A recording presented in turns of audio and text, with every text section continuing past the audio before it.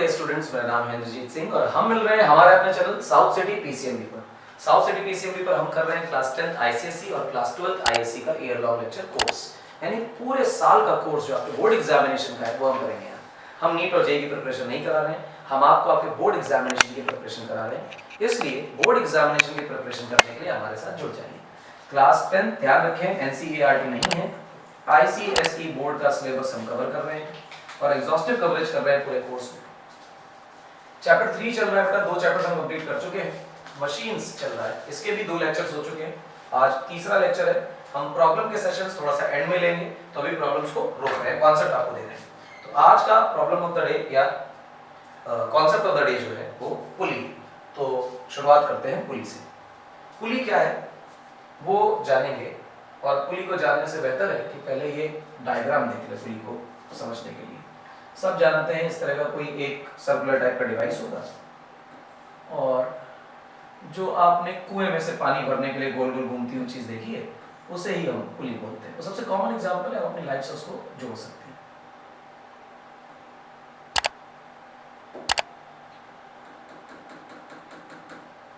ये इसके बाद यहां से एक रस्सी जोड़ दी गई, उसके बाद यहां से एक रस्सी जोड़ दी गई। कहा गया कि इसमें एक ब्लॉक टांग दिया गया है और ये रस्सी इस ब्लॉक को उठा रही है, तो लॉजिकली आपको इस रस्सी को नीचे खींचना पड़ेगा। और जब आप इस रस्सी को नीचे खींचेंगे तो आप कहेंगे आप एफर्ट लगा रहे हैं। इस ब्लॉक का कोई ना कोई वेट होगा और उस वेट को ही हमें ओवरकम करना है, यानी यही तो लोड है। तो रस्सी में डेवलप होगी बेटा टेंशन, और यहाँ भी रस्सी में डेवलप होगी टेंशन। पुली में इस तरफ लगेगी टेंशन और पुली में इस तरफ लगेगी टेंशन, इस तरह से। तो यहाँ से 2 चीजें एक साथ आती हैं। अगर पुली आती है तो पुली के साथ उसमें स्ट्रिंग भी आती है। तो हम पहले स्ट्रिंग पे कमेंट करेंगे, फिर एक 3D टाइप की पिक्चर देखेंगे और उसके बाद 3D टाइप पिक्चर पुली की देखने के बाद ये 2D इसका प्रोजेक्शन है जो हम बार बार बना रहे होंगे। फिलहाल पुली के केस में सबसे पहले किस पर चर्चा करें बेटा? स्ट्रिंग पर। अगर मेरे बच्चों स्ट्रिंग पर कमेंट करना है तो स्ट्रिंग वही है रस्सी जो हम घरों में जानते हैं, पतली दुबली रस्सी अपनी। लेकिन अपने मैकेनिक्स के केस में हम लोग जो स्ट्रिंग पढ़ते हैं उसे आइडियल स्ट्रिंग पढ़ते हैं। ये आइडियल स्ट्रिंग के 2 पैरामीटर्स हैं। अगर 2 पैरामीटर्स को ये फुलफिल कर रही है इन कंडीशंस को, तो हम कहते हैं कि हाँ स्ट्रिंग आइडियल है। पहला कि पुली मासलेस होनी चाहिए, और मासलेस का मतलब ये नहीं कि मास 0 हो गया है। कहने का अर्थ है कि जो स्ट्रिंग है वो लाइट है। लाइट का मतलब ये कि आप 1 किलोग्राम का ब्लॉक डालें और रस्सी का मास 10 ग्राम है, तो 1 किलोग्राम के आगे 10 ग्राम की रस्सी का कोई वेट नहीं है, हम उसे इग्नोरेबल मानते हैं। इस तरह का कुछ मासलेस से मतलब है। और दूसरी चीज क्या है?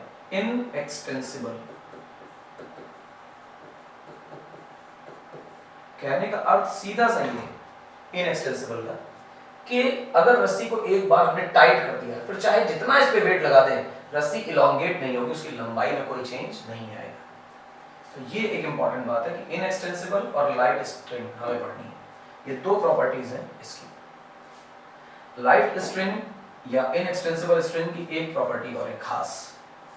आइडियल स्ट्रिंग की प्रॉपर्टी क्या है कि हम बोलेंगे इसमें एक बात, वो आपको याद रखनी पड़ेगी। स्ट्रिंग एक तो टेंशन भी एक।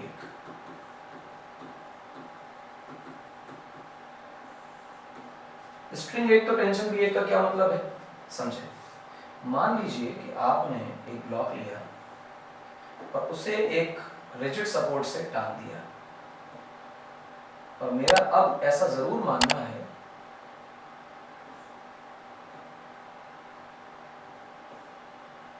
कि जैसे ये ब्लॉक नीचे अपने वेट mg से जाना चाहता था, क्लास 9th की प्रॉब्लम करा रहा हूं बेटा, तो ये नीचे गिर क्यों नहीं रहा? क्योंकि रस्सी बंधी हुई, और रस्सी जो बंधी है वो क्या कर रही है? इसे गिरने नहीं दे रही। इसका मतलब रस्सी ब्लॉक पर ऊपर फोर्स लगा रही है। ये जो रस्सी ब्लॉक पर फोर्स लगाती है उसे ही हम टेंशन कहते हैं। यानी टेंशन जो है वो फोर्स है जो स्ट्रिंग ब्लॉक पर लगा रही है। जवाब है सोचिए ब्लॉक भारी हो जाए और कील हमारी हल्की हो जाए तो ब्लॉक की वजह से कील उखड़ जाएगी। जवाब है हाँ। कील उखड़ने का अर्थ ये है कि इसका मतलब ये कि रस्सी कील पर भी नीचे की तरफ फोर्स लगा रही थी, और ऊपर की तरफ और नीचे की तरफ दोनों तरफ टेंशन लगती है। और स्ट्रिंग एक तो टेंशन एक, मतलब तो रस्सी एक रहेगी टेंशन एक रहेगी। अगर ये टेंशन T है तो ये भी T है, T1 T2 नहीं, एक ही टेंशन। खास बात क्या है कि स्ट्रिंग ने ये वाली टेंशन नीचे वाले ब्लॉक पर लगाई है और ऊपर वाली टेंशन इस रिजिड सपोर्ट पर लगाई है। तो इंपॉर्टेंट है ये जानना कि रस्सी कहां-कहां टेंशन लगाती है। इसको एक दूसरे एग्जांपल से अगर समझो तो मान लो जमीन पर एक ब्लॉक पड़ा हुआ है, इस ब्लॉक पर आपने एक रस्सी बांध दी है और रस्सी को आप आगे खींच रहे हो, आप आगे खींच रहे हो किसी एफ फोर्स से, तो लॉजिकली रस्सी टाइट हो गई, तो आपके हाथ पर रस्सी पीछे टेंशन लगाएगी और इस ब्लॉक पर रस्सी आगे टेंशन लगाएगी। ये इस तरह से टेंशन काम करती है। तो यहाँ भी देखिए पुली से रस्सी घूम कर आ रही है, तो जो टेंशन रस्सी के टाइट होने से डेवलप हो रही है वही टेंशन यहाँ डेवलप हो रही है, वही टेंशन यहाँ डेवलप हो रही है, वही टेंशन यहाँ डेवलप हो रही है। तो बच्चा कहेगा चार टेंशन क्यों लगा दी? तो चार टेंशन इसलिए लगा दी कि जहां से तुमने अपने हाथ से पकड़ा है इस हाथ पर ऊपर की तरफ टेंशन लगेगी। पुली पर अगर सोचो तो पुली को रस्सी नीचे दबा रही है, नीचे टेंशन लगेगी। पुली को इस तरफ से भी रस्सी नीचे दबा रही है, नीचे टेंशन लगेगी। इस वाले ब्लॉक को रस्सी जो है वो ऊपर खींच रही है, ऊपर टेंशन लगेगी। तो आपको इस प्रकार से पुली के बारे में सोचना है। अच्छा, पुली के केस में भी कुछ खास बात है क्या? पुली भी आइडियल और नॉन आइडियल होती है। अगर पुली आइडियल है तो पुली के आइडियल केस होने में दो बातें। पहला कि पुली मासलेस है, और मासलेस का वही मतलब है कि लाइट है, यानी पुली के मास को जोड़ने या घटाने से सिस्टम के मास में कोई फर्क नहीं पड़ेगा। दूसरा, पुली मासलेस होने के साथ साथ एक और बात खास प्रॉपर्टी इसमें याद होनी चाहिए, वो ये कि पुली फ्रिक्शनलेस है। फ्रिक्शनलेस होने का अर्थ ये है कि रस्सी और पुली के बीच में कोई फ्रिक्शन नहीं है और साथ ही साथ इस एक्सल और पुली के बीच में भी कोई फ्रिक्शन नहीं है। क्या बात? यही बात है। पिक्चर देखिए, ये एक पुली है, आपको दिखाई दे रही है, यहाँ से रस्सी को रिजिड सपोर्ट से बांध दिया गया है, यही रस्सी घूम कर आ रही है। अब आप ध्यान से अगर इसको देख पाए तो समझ में आएगा कि ये पुली परमानेंट फिक्स्ड है, क्योंकि इसका ये जो एक्सल है, एक्सल का मतलब जिस पॉइंट के अबाउट ये पुली घूम सकती है, इसी के अबाउट ऐसे नाचेगी, तो ये रॉड इसने फिक्स कर दी है, ये एक्सल। अच्छा, और अगर तुम इसको नीचे से खींचो तो ये रस्सी ऊपर जाएगी, तो ये पुली ऊपर जा सकती है, ट्रैवल कर सकती है, कहीं फिक्स नहीं, बंधी नहीं। तो जो रस्सी बंधी नहीं, हम उस रस्सी को नाम देते हैं बेटा, या जो पुली मूवेबल है, मूव कर सकती है, तो हम उसको नाम देते हैं मूवेबल पुली। तो जो मूव कर सकती है वो मूवेबल पुली, और जो ऊपर के रिजिड सपोर्ट वॉल पर बांध दी गई है, गाड़ दी गई है, वो फिक्स्ड पुली। आपको एक्सल समझ में आता है, पुली समझ में आती है, तो ये है पुली। अब दो कैटेगरीज आ गई बेटा, एक आगे मेरे बच्चे फिक्स्ड पुली की और एक आगे मेरे बच्चे मूवेबल पुली की। तो हम चर्चा किसकी करेंगे बेटा? सबसे पहले फिक्स्ड पुली की और उसके बाद मूवेबल पुली की। ध्यान दीजिएगा बच्चों अच्छी तरह कि अगर फिक्स्ड पुली है तो वो दो तरह की हो सकती है, एक कि वो आइडियल हो, एक कि वो नॉन आइडियल हो। हम केस आइडियल से शुरू करेंगे और नॉन आइडियल में फ्रिक्शन के लॉसेस आ जाएंगे, तो जो मैकेनिकल एडवांटेज आएगा वो कम हो जाएगा। बस इतना ही देखना है। तो आइडियल केस को समझते हैं बेटा। सबसे पहले तो आइडियल केस में हम एक पुली बनाते हैं, ठीक, और कहानी है सिंगल फिक्स्ड पुली की, ठीक, अकेली पुली है और वो भी फिक्स्ड है।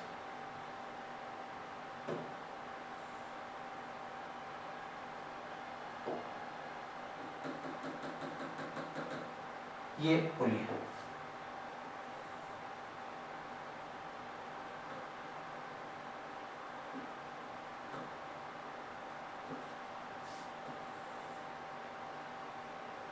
और इसमें ये बांध दिया गया, जिससे बांधा गया उसे तो उठाना है, तो लॉजिकली इसका जो वेट काम कर रहा है उसे हम लोड बोल रहे हैं, और यहाँ पर जो तुम फोर्स लगा रहे हो उसे तुम एफर्ट बोल रहे हो। अब ध्यान से देखो, एक्सल जो है वो फिक्स है, रस्सी पुली पर घूमती रहेगी, ब्लॉक ऊपर नीचे ट्रैवल कर सकता है, पर पुली ऊपर नीचे ट्रैवल नहीं कर सकती, उसे एक रॉड के थ्रू बांध दिया गया है। क्या बात कर रहे हो? अब ये आइडियल पुली है, ध्यान दीजिएगा मैं जो बोल रहा हूँ, this is ideal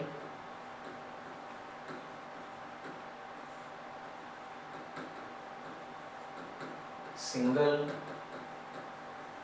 fixed pulley, ये आइडियल सिंगल फिक्स्ड पुली। अगर ये बात आपको समझ में आती है तो बहुत सारी बातें और समझ में आएंगी। मान लीजिए कि आपने एफर्ट लगाया तो लॉजिकली यहाँ पर टेंशन डेवलप होगी, टेंशन डेवलप होगी तो वही टेंशन तो पुली पर काम करेगी नीचे की तरफ, और रस्सी एक ही है क्योंकि रोल ओवर होकर आ रही है, तो एक ही रस्सी बंधी नहीं है, तो यहाँ टेंशन, और इस पर देखोगे तो यहाँ टेंशन। अगर तुमने इक्विलिब्रियम अटेन कर लिया यानी कि इक्विलिब्रियम आ गया। इक्विलिब्रियम आने का मतलब है कि ब्लॉक रेस्ट पे हो गया, यानी तुमने बैलेंस कर लिया। तो तुम्हें एक बात तो पता है कि एफर्ट तुम पक्का पक्का टेंशन के बराबर लगा रहे हो, क्योंकि तुम्हारा हाथ भी रुक चुका है, पुली भी रुक चुकी है, जितनी फोर्स तुम नीचे लगा रहे हो रस्सी तुम पर उतनी ऊपर फोर्स लगा रही, तुम्हारा हाथ रुका हुआ है। अब इसको देख लो, इस सेगमेंट को। इस सेगमेंट को जब तुम गौर करोगे तो तुम ये पाओगे बेटा कि इसमें नीचे की तरफ लोड है और ऊपर की तरफ टेंशन है। तो तय होता है कि लोड की वैल्यू जो है बेटा वो टेंशन के बराबर हो जाएगी। अगर लोड की वैल्यू टेंशन के बराबर होती तो तुम तुरंत कहोगे ma की वैल्यू क्या होती है, लोड अपॉन एफर्ट। तो निकल कर आता है टेंशन अपॉन टेंशन, और ये वैल्यू आती है 1। तो मैकेनिकल एडवांटेज जो है वो निकल आता है 1। ये है बेटा आइडियल केस। अब अगर नॉन आइडियल केस होता, फिक्स पुली होती, नॉन आइडियल केस होता, फ्रिक्शन भी होता, तो कुछ फोर्स तो हमें लगाना पड़ता इस लोड को बैलेंस करने के लिए, और कुछ फोर्स लगाना पड़ता इस फ्रिक्शन को ओवरकम करने के लिए। तो इसका मतलब मुझे एफर्ट ज्यादा लगाना पड़ता और लोड कम लगाना पड़ता, लोड कम उठा पाते। लोड कम उठता, एफर्ट ज्यादा लगाना पड़ता, मैकेनिकल एडवांटेज 1 से कम आ जाता। अच्छा, सबसे पहली बात तो ये ma की वैल्यू 1 आई है। तो ma की वैल्यू 1 लिखते वक्त ये याद रखना चाहिए कि ma की वैल्यू 1 बेटा तब आई है जब आइडियल केस पर है, और हम जानते हैं कि आइडियल केस का मतलब होता है एफिशिएंसी का अर्थ है 100%। जितनी एनर्जी देंगे उतनी एनर्जी सिस्टम को मिलेगी, लॉस इन एनर्जी नहीं आएगा। अच्छा साहब, ma तो तुम्हें पता ही है। एक फॉर्मूला हम लोगों ने पढ़ रखा था, याद होगा सबको, ध्यान से देखिएगा। फॉर्मूला था ma equal to VR into efficiency. अगर मैं आइडियल केस की बातें करूं तो आइडियल केस में एफिशिएंसी की वैल्यू फ्रैक्शन में 1 और परसेंटेज में 100% होती है। तो मैकेनिकल एडवांटेज की सीधी वैल्यू किसके बराबर बन गई, VR के बराबर। और तुम जानते हो कि अभी अभी निकाला है कि मैकेनिकल एडवांटेज 1 होता है तो VR भी क्या आ गया बेटा, 1। क्या बात है। हम ये बात अच्छी तरह जानते हैं कि फ्रिक्शन एक्सेट्रा के लॉसेस आ जाएं तो उससे मैकेनिकल एडवांटेज बदलता है, पर VR कभी भी चेंज नहीं होता। तो VR doesn't depend on friction etc. अच्छी बात है। तो हमने तुरंत इसके कॉन्फ़िगरेशंस मार्क किए। किसके कॉन्फ़िगरेशन बेटा मार्क किए, सिंगल फिक्स्ड पुली के। सिंगल फिक्स्ड पुली का आइडियल केस लेने पर मैकेनिकल एडवांटेज की वैल्यू 1 होती है और वेलोसिटी रेशियो की भी वैल्यू 1 होती है। परंतु अगर हम इसमें नॉन आइडियल केस बना लें, ठीक है ना, यहां पर लिख लें नॉन आइडियल केस। एक बात ध्यान रखना बेटा कि चाहे आइडियल केस हो चाहे नॉन आइडियल केस हो, वेलोसिटी रेशियो सेम रहता है। वेलोसिटी रेशियो में कभी कोई चेंज नहीं आता। अब वेलोसिटी रेशियो में कभी कोई चेंज नहीं आता तो ध्यान रखो नॉन आइडियल केस का वेलोसिटी रेशियो फिर 1 ही रहेगा, क्योंकि एक बार 1 है तो हमेशा 1 रहेगा, और मैकेनिकल एडवांटेज जो है वो 1 से कम हो जाएगा, क्योंकि एफिशिएंसी बेसिकली 1 से कम हो रही है। ठीक है ना, ये नॉन आइडियल केस और ये है हमारा आइडियल केस। आप देखिए, ये तो सिंगल फिक्स पुली की बात हो गई, पर अगर आइडियल केस भी है तो मैकेनिकल एडवांटेज तो 1 आ रहा है, और अगर मैकेनिकल एडवांटेज 1 आ रहा है तो मैकेनिकल एडवांटेज 1 आने का जो लॉजिक है वो ये है कि लोड की वैल्यू तो एफर्ट के बराबर होगी, यानी जितना लोड उठाना है उतना ही एफर्ट लगाना है। तो मशीन फायदा क्या पहुंचा रही है तुम्हें, कुछ नहीं। मशीन तो तब फायदा पहुंचाएगी कि तुम्हें कम लोड, ज्यादा लोड उठा लो और कम एफर्ट लगाना पड़े। एफर्ट कम लगा रहे हैं और लोड ज्यादा उठा रहे हैं, मतलब कम ताकत इस्तेमाल कर रहे हैं, ज्यादा ताकत प्रोड्यूस कर पा रहे हैं। तो बात समझ में आती है कि हाँ मशीन है। नहीं, मशीन बहुत सारे काम करती थी, सिर्फ ताकत बढ़ाने का काम नहीं करती थी, स्पीड बढ़ाने का काम भी करती थी और कन्वीनियंट डायरेक्शन देने का काम भी करती थी। तो ये जो मशीन है जिसका मैकेनिकल एडवांटेज वेलोसिटी रेशियो 1:1 है, ये ना आपको मैकेनिकल एडवांटेज ही दे पा रहा है और ना ये स्पीड मल्टीप्लायर बन पा रहा है। इस वजह से आइडियल केस में ये मशीन हमारी, जिसको सिंगल फिक्स पुली बोल रहे हैं, बेसिक पुली हमारी और फिक्स पुली है, ये ना तो स्पीड मल्टीप्लायर की तरह बिहेव कर रहा है और ना ही ये फोर्स मल्टीप्लायर की तरह बात कर रहा है। ध्यान रखिएगा, मैंने स्पीड मल्टीप्लायर लिखा है, आप इसे वेलोसिटी मल्टीप्लायर लिख लें, कोई दिक्कत की बात नहीं, सभी की चीजें। अब ये बात आप बहुत ध्यान से देखिएगा कि फोर्स और स्पीड मल्टीप्लायर दोनों की तरह बिहेव नहीं कर रहा, तो क्या कर रहा है? इससे जो खास बात मिल रही है वो ये कि हमें कन्वीनियंट डायरेक्शन मिल रही है, कन्वीनियंट डायरेक्शन ऑफ एफर्ट हम लगा पा रहे हैं इसकी मदद से। और कन्वीनियंट डायरेक्शन जो है ना, ये कई बार स्पीड और फोर्स मल्टीप्लायर से ज्यादा अच्छा काम करती है, हमारे लिए ज्यादा जरूरी होता है। कारण क्या है कि ये ब्लॉक नीचे टंगा हुआ था, गिर रहा था, हम इसे ऐसे करके उठाते तो भारी लगता, या मुश्किल होती क्योंकि खुद को बैलेंस नहीं कर पाते, हमारा सेंटर ऑफ मास आगे हो जाता, हम टॉपल कर जाते, गिर जाते। अब इसके लिए क्या किया, पुली लगा दी और ऐसे करके खींच रहे हैं, यहाँ तो हमारा बैलेंस भी है और आप खींच सकते हैं, वो नीचे से ऊपर आती जाएगी। तो आपको ज्यादा ताकत लगानी पड़ रही है, कम ताकत लगानी पड़ रही है, ऐसा कुछ नहीं, जितना किलो उठाना था उतना ही आपको फोर्स लगाना पड़ रहा है, पर आराम से लगा पा रहे हैं, सही डायरेक्शन लगा पा रहे हैं, बॉडी को बैलेंस कर पा रहे हैं। अब एफर्ट आसानी से लगा पाओगे तो ज्यादा भी लगा पाओगे। ये सिंगल फिक्स्ड पुली का केस है, बात तो समझ में आती है। वीआर जो आइडियल केस में होगा, वीआर हमेशा वही रहेगा, ये बात आपको दिमाग में रखनी है। VR ideal and non ideal case में सेम रहेगा। वेलोसिटी रेशियो आइडियल और नॉन आइडियल केस दोनों में सेम रहेगा, इसमें कोई अंतर नहीं आएगा। अब बहुत ध्यान से देखिए बेटा, हम लोग क्या कर रहे हैं, बहुत ध्यान से। हमारे पास जो चीज थी वो थी फिक्स्ड पुली। अब चर्चा करते हैं सिंगल मूवेबल पुली।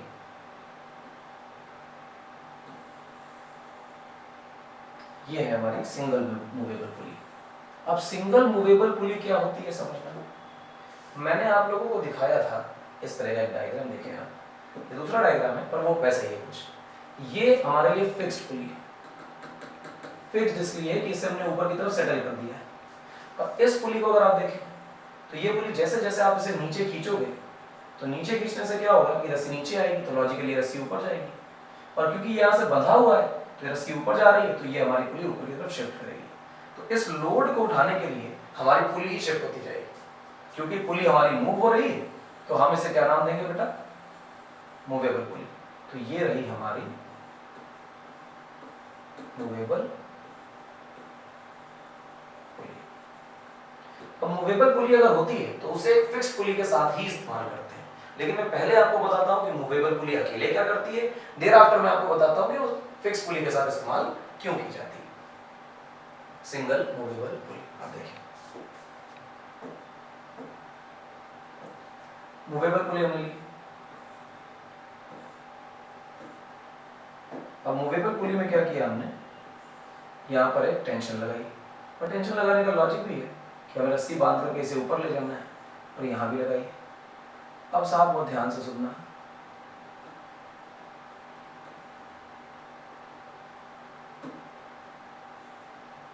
इस वाले पार्ट को हमने रिजिड सपोर्ट से बांध दिया, इस पुली से नीचे एक ब्लॉक को बांध दिया, जो ब्लॉक बंधा है वही हमारा बेटा लोड है।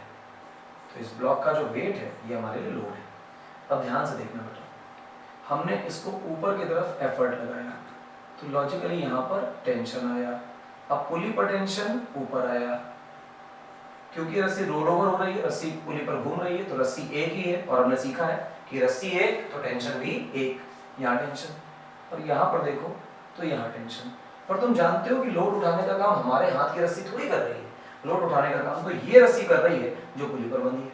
अब इस पुली को गौर से देखो, ऊपर कितनी फोर्स, टी और टी मिलाकर कितनी, 2t, तो नीचे कितनी फोर्स बेटा, अगर मैं यहाँ पर टी प्राइम लिख दूं तो यहाँ भी क्या होगा बेटा, टी प्राइम।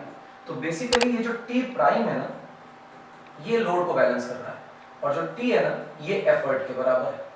अब तुम देखो अगर पुली की बात करो, टॉक अबाउट पुली, तो पुली से देखकर समझ में आता है कि ऊपर लग रही है 2t और नीचे लग रही है t प्राइम, और अगर तुमने इसको होल्ड करके बैलेंस कर लिया है तो नीचे लगने वाली t प्राइम और ऊपर लगने वाली tt एंड 2t ये दोनों आपस में बैलेंस हो गई होंगी, जिस वजह से t प्राइम की हमें वैल्यू मिल जाती है।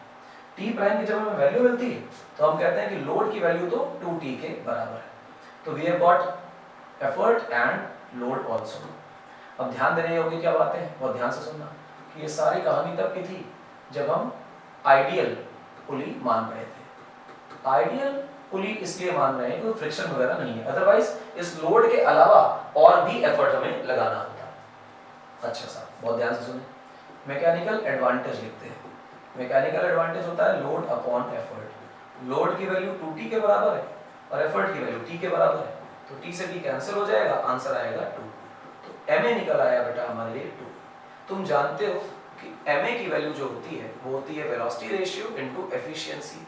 अगर मैं आइडियल केस ले रहा हूँ, आइडियल मशीन ले रहा हूँ, तो उसका मतलब है कि एफिशिएंसी की वैल्यू 1 है या 100% है, तो लॉजिकली ma की वैल्यू किसके बराबर हो जाएगी, vr के। तो फिर हमारे लिए vr भी आइडियल केस में 2 ही बन जाएगा। हम जानते हैं कि vr आइडियल या नॉन आइडियल केस दोनों पे डिपेंड नहीं करता, इसलिए एक बार अगर vr 2 आया आइडियल केस में तो vr हमेशा 2 ही रहेगा। तो नॉन आइडियल केस देख लो बेटा। नॉन आइडियल केस में वेलोसिटी रेशियो जो है वो तो 2 ही रहेगा, लेकिन जो मैकेनिकल एडवांटेज है वो थोड़ा सा घट जाएगा, क्योंकि हम फ्रिक्शन में भी अपनी कुछ फोर्स लगा रहे होंगे, पर इतनी फोर्स इतना लोड नहीं उठा पाएगी, इससे ज्यादा फोर्स लगानी पड़ेगी इतना लोड उठाने के लिए। अच्छा, बात तो ठीक है।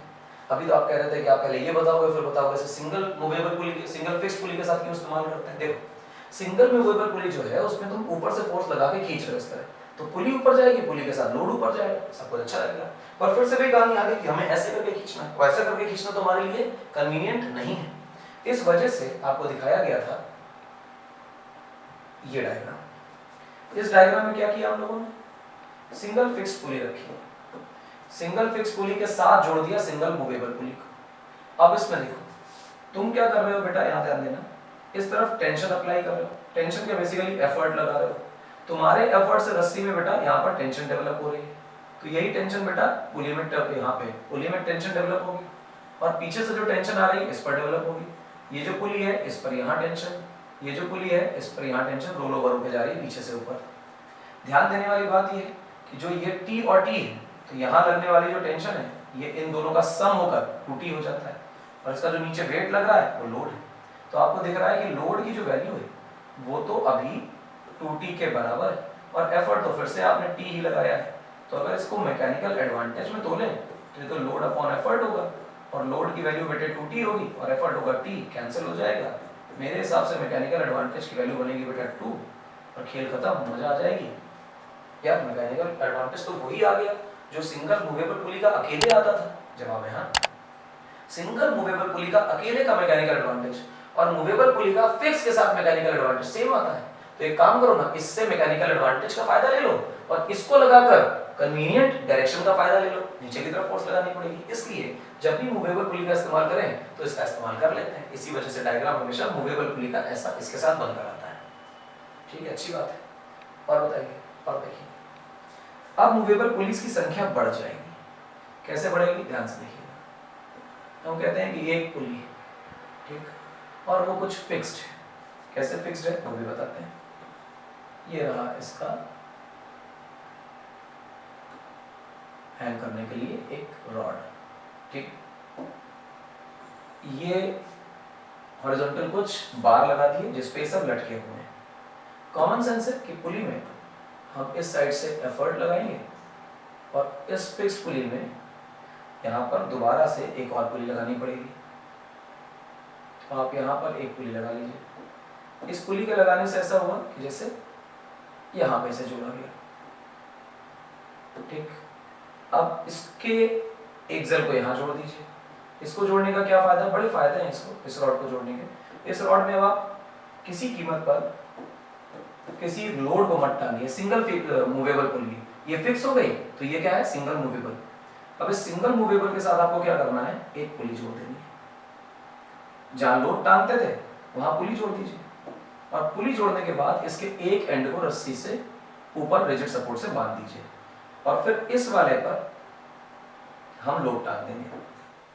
और जब यहां से लोड टांगेंगे तो ये लग जाएगा लोड। अच्छा, ऊपर तो वो रिजिड सपोर्ट होता रहेगा, नीचे की तरफ तुम क्या अप्लाई कर रहे हो, सर एफर्ट अप्लाई कर रहे हो। यहाँ क्या जनरेट होगी बेटा, टेंशन।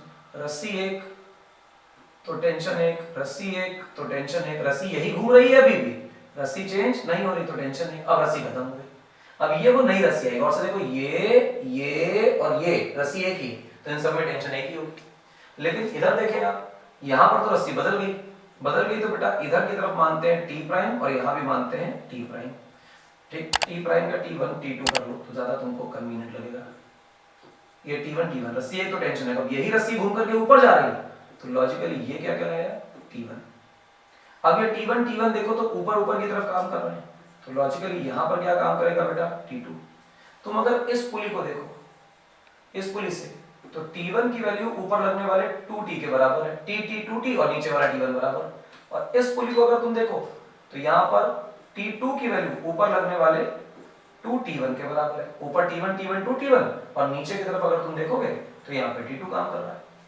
पर T1 की वैल्यू तो पहले से ही 2T लिख रखी है तो इसका मतलब 2 × 2 × 2 ये हो गया 40, T2 की वैल्यू 40।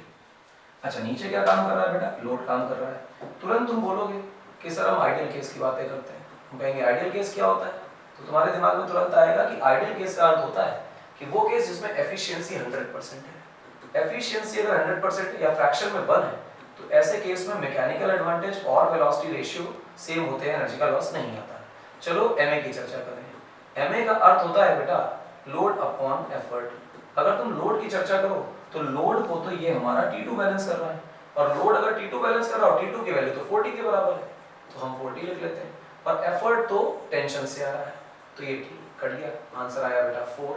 तो एमए की वैल्यू आ गई बेटा हमारे लिए 4। अब क्योंकि एमए 4 आ गया है और आइडियल केस ले रहे हो तो वीआर को भी कितना आना है 4। ध्यान से देखो अब एमए की वैल्यू 1 से बढ़ चुकी है। Single movable pulley, double movable pulley यानी 2 मूवेबल पुलिस और सिंगल मूवेबल पुली में जैसे ही मूवेबल पुलिस का केस आता है हम पाते हैं कि एमए 1 से ज्यादा हो जाता है और 1 से ज्यादा होने का मतलब हुआ कि फोर्स मल्टीप्लायर की तरह बिहेव करेंगे। नॉन आइडियल केस के बारे में सोचो।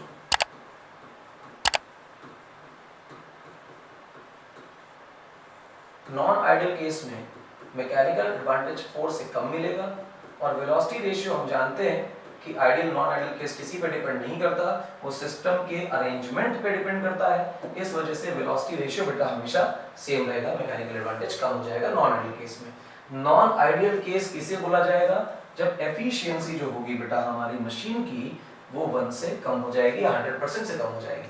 जितनी एनर्जी देंगे वो सारी पहुंचेगी नहीं, कुछ ना कुछ लॉस आ जाएगा, फ्रिक्शन एक्सेट्रा का लॉस रहेगा, तो ये चीज मानी जाती है। फिलहाल के तौर पे नॉर्मल सी चीज है, मेरे हिसाब से बात बन चुकी है, कोई बड़ी बात नहीं। सिंगल मूवेबल पुली हम कर चुके, सिंगल के बाद डबल मूवेबल पुलिस कर चुके। अब एक और केस आपको बताता हूं जिसमें एक से ज्यादा मूवेबल पुलिस के बारे में बात होगी। अभी तो 2 करी हैं तो इनसे भी ज्यादा कर लेते हैं, ठीक, 3 बना लेते हैं। 1 2 3 देख करके आप एक पैटर्न पकड़ पाओगे और मूवेबल पुलिस का जो मैकेनिकल एडवांटेज है उसे आप ग्रैब कर पाओगे। ध्यान से देखो बेटा,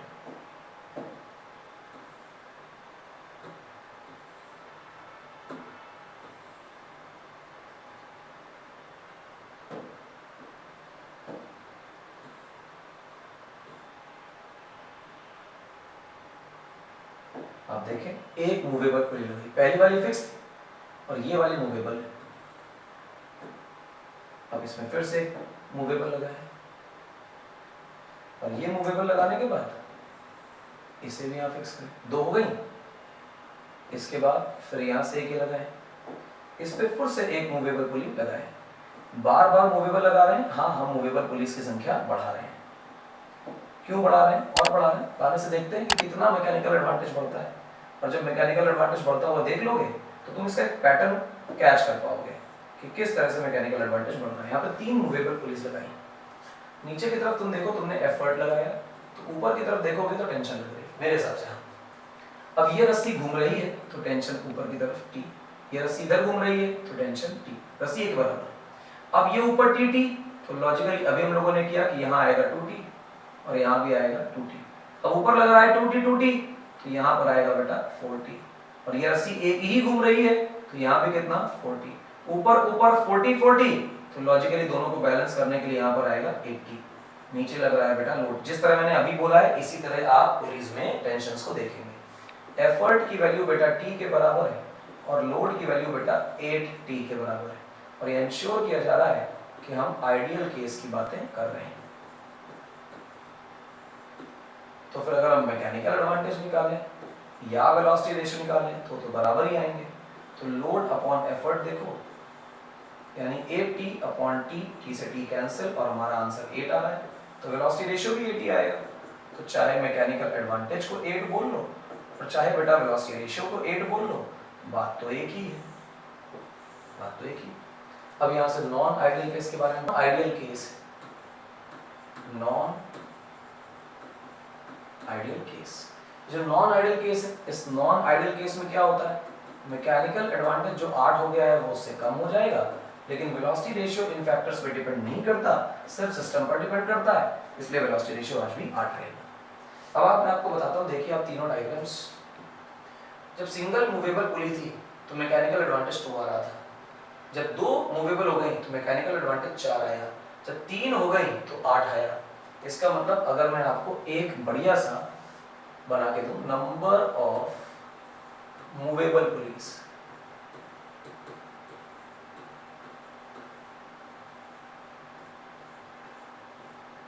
वन 2 3 4 5, और यहां पर मैं आपको एक बढ़िया सा MA के बारे में बताऊं, और ये सब कुछ आइडियल केस के बारे में हम पढ़ रहे हैं, ध्यान रखिएगा। मैकेनिकल एडवांटेज और वेलोसिटी रेशियो बराबर, एफिशिएंसी 100%। मैकेनिकल एडवांटेज पहले में 2 आ रहा था, 2 मूवेबल पुलिस ली थी 4 आने लगा था, 3 मूवेबल पुलिस ली 8 आने लगा। अब तुम्हें समझ में आया कि तुम डबल करते जा रहे हो, तो बेसिकली 4 में कितना आएगा 16 और 5 में कितना आएगा 32। अरे ये तो ऐसा लगा कि जैसे वेलोसिटी रेशियो लिखो या मैकेनिकल एडवांटेज लिखो इन आइडियल केस, और वेलोसिटी रेशियो तो हमेशा ही रहेगा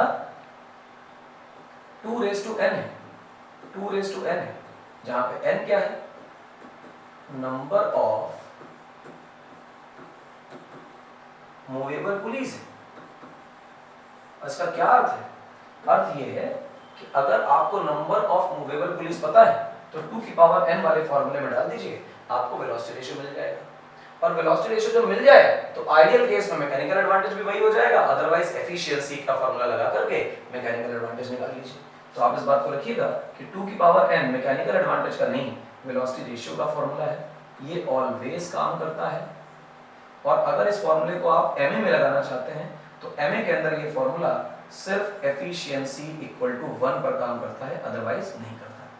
अच्छा, इसका मतलब कोई कहे कि मेरे पास मूवेबल पुलिस के नाम पर 6 मूवेबल पुलिस है, कितनी है 6 मूवेबल पुलिस, 6 मूवेबल पुलिस, और अगर ऐसा है तो बताओ कि इसका वेलोसिटी रेशियो क्या होगा। हम कहेंगे 2 की पावर 6, यानी 2 into 2 into 2 into 2 into 2 into 2 ऐसे, तो 2 to the 4, 4 to the 8, 8 to the 16 to the 32 to the 64। तो बेसिकली हमारा मैकेनिकल एडवांटेज या वेलोसिटी रेशियो आ गया 64। अब 64 क्या बता रहा है, कह रहा है कि अगर तुमने 1 न्यूटन का फोर्स लगाया ना तो 64 न्यूटन का फोर्स उठा पाओगे, 100 का फोर्स लगा दिया ना तो 6400 का उठा पाओगे, 64 टाइम ज्यादा मल्टीप्लाई कर देगा ये सिस्टम आपके फोर्स को। तो इसका मतलब यार सिर्फ 6 पुलिस लगाकर फोर्स को 64 टाइम्स बढ़ाया जा सकता है। तो इसका मतलब है कि बहुत कम एफर्ट लगाकर, बहुत कम फोर्स लगाकर बहुत बड़ी फोर्स को बैलेंस किया जा सकता है, उसे लिफ्ट किया जा सकता है, उठाया जा सकता है। ये कमाल है इस मशीन का, ये छोटे छोटे डिवाइसेस हैं जो ये काम करते हैं, क्या बात है। हाँ। अब मूवेबल पुलिस में एक बहुत खास चीज बच्चे आती है, और वो ये है कि लॉस क्या है, लॉसेस इन मूवेबल पुलिस। और सिर्फ मूवेबल में ही क्यों, फिक्स में भी लॉसेस आपको जानने पड़ेंगे। फिक्स पुलिस में भी कौन कौन से लॉसेस होते हैं, तो मैं लॉसेस आपको बोलता हूं, देखो कौन कौन से लॉसेस है समझना। सबसे जो पहला लॉस है वो पहला लॉस कहलाता है कि फ्रिक्शन का लॉस। फ्रिक्शन होगा तो फ्रिक्शन के अगेंस्ट भी आपको फोर्स लगानी पड़ेगी। 10 किलो का फोर्स उठा रहे थे, 3 किलो का फ्रिक्शन था, तो तुम्हें तो 13 फोर्स लगानी पड़ रही है, 13 फोर्स लगानी पड़ रही है, जबकि लोड कितना उठा पा रहे हो 10। 3 तो बेकार सिस्टम नहीं जा रहा है। इसका मतलब अगर फ्रिक्शन है तो जितना फोर्स आपको लोड उठाने के लिए चाहिए आपको उससे ज्यादा लगाना पड़ेगा टू ओवरकम फ्रिक्शन। इसका मतलब हमें फ्रिक्शन की वजह से ज्यादा फोर्स लगानी पड़ती है, और मूवेबल पुलीज तो मैकेनिकल एडवांटेज ज्यादा प्रोवाइड करती हैं, फोर्स मल्टीप्लायर होती हैं, और जब भी फ्रिक्शन आ जाएगा जीवन में तो हम लोग कहेंगे कि मैकेनिकल एडवांटेज गिर गया, यानी अभी ज्यादा फोर्स लगानी है पहले से, गड़बड़ है, इसलिए उसको लॉसेस में लिखा। दूसरा ये कि मास ऑफ पुलिस, फिक्स के केस में तो मास इतना रोल प्ले नहीं करता, कारण ये कि तो टंगी हुई है छत से फिक्स है, उठाना नहीं पड़ रहा। लेकिन अगर बेटे आप मूवेबल पुलिस का केस देखो तो आप पाओगे कि पुली 1, ये पुली 2, ये पुली 3 है, और अगर ये 10 किलो की है और ये 10 किलो की और ये 10 किलो की है, तो 10 10 10 30 किलो तो आपको पुली ही उठानी पड़ रही है। आपको अभी तो आपने 10 ग्राम बोला था, 10 ग्राम नहीं बोला था, वो तो समझाने के लिए था कि छोटा होना चाहिए, लेकिन लोहे की इतनी बड़ी पुली बनाओगे तो 8-10 किलो का वेट तो होगा ही होगा, तो 30-40 किलो आपको फर्जी उठाना पड़ रहा है, बेकार का मास। तो बिना वजह, बिना काम के अगर आप 30 किलो वेट उठा रहे हो, तो यार इनके वेट बढ़ने से क्या मैकेनिकल एडवांटेज कम नहीं होगा? जवाब है हाँ, होगा। लेकिन नीचे अगर कि 10-20 किलो ना उठा करके 10,000 किलो उठाना है, और 10,000 किलो में अगर 30 किलो बढ़ रहा है तो मुझे कोई परेशानी नहीं, कोई फर्क नहीं पड़ता, क्योंकि जो वेट उठाना है वो बहुत बड़ा है। लेकिन फिर भी क्योंकि पुलिस की संख्या बढ़ाने से घाटा ये होता है कि इनके वेट को उठाना पड़ता है, और अगर ये हमारी पुलिस लाइट वेटेड नहीं है, हैवी है, तो इनका वेट आपस में कंपाउंड हो जाता है, और ये सारा ऐड होने के बाद हमें इन्हें भी लिफ्ट करना पड़ता है, तो मैकेनिकल एडवांटेज वो नहीं आता जो हम थियोरेटिकली पढ़ते हैं, इससे कम आता है। क्योंकि आप लोड में लोड ही लिखेंगे, लेकिन एफर्ट में बेटा एफर्ट प्लस इनका वेट लिखेंगे, क्योंकि लोड तो सिर्फ उतना ही उठ रहा है जिसे हमें उठाना है, हमें थोड़ी इन्हें उठाना है, हम तो इनका वेट भी फालतू में उठा रहे हैं, तो हमारा एफर्ट बढ़ेगा, लोड उतना ही रहेगा, एमए कम हो जाएगा, और एमए कम होगा इसका मतलब मैकेनिकल एडवांटेज दे रहा है कम पुली का सिस्टम। तो ये सेकंड लॉस है, किसमें बेटा? पुलिस में। पुलिस में दूसरा लॉस। अब पुलिस में एक और तीसरा लॉ, ये जो फ्रिक्शन है ये दो तरफ हो सकता है, ध्यान से देखना, स्ट्रिंग और पुली के बीच में, और पुली एंड एक्सल के बीच में, ध्यान से देखना बेटा, दो तरफ से फ्रिक्शन आ सकता है और दोनों ही तरफ से लॉस हो सकता है। स्ट्रिंग और पुली का फ्रिक्शन हमें ज्यादा लॉस क्रिएट नहीं करता, लेकिन एक्सल और पुली, जिस रॉड के अबाउट पुली घूम रही है उसमें अगर फ्रिक्शन ज्यादा है तो ये ज्यादा प्रॉब्लम क्रिएट करता है, तो लिखते हैं प्रॉब्लमैटिक। ये प्रॉब्लमैटिक, तो दो चीजें पुली में लॉसेस क्रिएट करती हैं, और इन लॉसेस को हमें मैनेज करना होता है, इसीलिए हम इनसे बचने के लिए क्या करते हैं, तो रेमेडी क्या है वो भी देख लो। तो इनकी रेमेडी ये है कि आपकी पुली, आपको ये सोच कर लेनी है कि आप इस पुली की मदद से कितना वेट उठाने वाले हो। आपको रेंज पता होगी कि आप 100 किलो 200 किलो का वेट उठाने का काम करने वाले इससे, या 10,000 किलो उठाने वाला काम करने वाले, या 10-20 किलो उठाने का काम करने वाले। What range of weight you are going to lift with the pulleys in future, जो भी आप कर रहे हैं उसमें से कितना वेट आप उठाएंगे अंदाजन आपको पता होगा। तो आप ये इंश्योर करें कि जो वेट आप उठा रहे हैं उसके कंपैरिजन में आपकी पुली हमेशा बहुत हल्की है। तो पहला जो इसकी रेमेडी है वो है कि टेक लाइट पुलीज, हल्की पुली है। दूसरा देखें आप, टेक लाइट पुलीज, ऑयलिंग करें या ग्रीस लगाएं। कहां पर बेटा? एक्सल और पुली के बीच में, इससे लॉसेस कम हो जाएंगे, रिड्यूस हो जाएंगे, खेल खत्म, पैसा आ जाए। आज के लेक्चर में रोकते हैं बेटा, मच मोर देन सफिशिएंट काम हो गया। हमने पुलिस कर लिए, सिंगल फिक्स्ड पुली किया और मूवेबल पुलिस किए, उनके मैकेनिकल एडवांटेजेस और वेलोसिटी रेशियोज देखे, आइडियल नॉन आइडियल केस देखा, ये समझा कि पुली का मास क्या कर सकता है, ये समझा कि एक्सल और पुली के बीच में फ्रिक्शन क्या कर सकता है, उन्हें दूर कैसे करना चाहिए। अब जो टॉपिक बच रहा है वो है ब्लॉक एंड टैकल सिस्टम। इसके अलावा जो चीज बच रही है वो है बहुत सारी प्रॉब्लम्स। तो पहले हम करेंगे block and tackle system, and once हमारे पास ब्लॉक एंड टैकल सिस्टम का खेल खत्म हो जाएगा, हम उसके बाद प्रॉब्लम सेशन स्टार्ट करेंगे और फिर पूरे चैप्टर की इन डिटेल बहुत सारी प्रॉब्लम्स आपके साथ डिस्कस करेंगे। प्रॉब्लम के साथ चैप्टर आसान हो जाता है और हमें आइडिया क्लियर हो जाता है कि चैप्टर को कैसे रीड करना है और कैसे समझना है। फिलहाल साउथ सिटी पीसीएमबी को फॉलो करिए, लाइक करिए, शेयर करिए, सब्सक्राइब करिए, क्योंकि ये पढ़ा रहा है आपको आईसीएसई 10th का ईयर लॉन्ग लेक्चर सीरीज। पूरे साल का कोर्स पढ़ेंगे हम यहाँ आपके साथ आईसीएसई 10th और आईसीएसई 12th का। मेरा नाम इंद्रजीत सिंह है, फिजिक्स पढ़ रहे हैं हमारे साथ। मिलेंगे नेक्स्ट लेक्चर में जहां हम करेंगे ब्लॉक एंड टैकल सिस्टम। उसमें स्ट्रिंग्स कैसे बांधी जाती हैं, टेंशंस कैसे मार्क की जाती हैं, लोड और एफर्ट कैसे मार्क किए जाते हैं, मैकेनिकल एडवांटेज, वेलोसिटी रेशियो क्या होता है, एक्सेट्रा एक्सेट्रा, इस तरह की बातें करेंगे। एंड देयर आफ्टर हम लगाएंगे बहुत सारी प्रॉब्लम्स। मिलेंगे नेक्स्ट लेक्चर में। Till then thank you.